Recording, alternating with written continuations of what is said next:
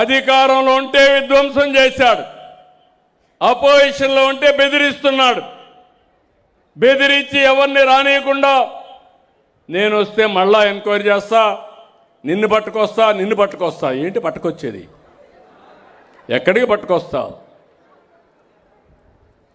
కనీసం నేను ఎప్పుడైనా మీరు ఒకసారి చూడండి, నేను ఎప్పుడు కూడా న్యాయబద్ధమైన పాలన ఇస్తాను, ప్రజాస్వామ్యాన్ని కాపాడుతాను.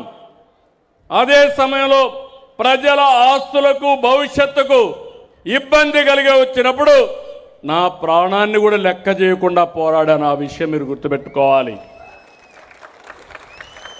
తీవ్రవాదుల సమస్య 30 ఏళ్లకు మునుపు నేను ఆ రోజు పోరాడాను.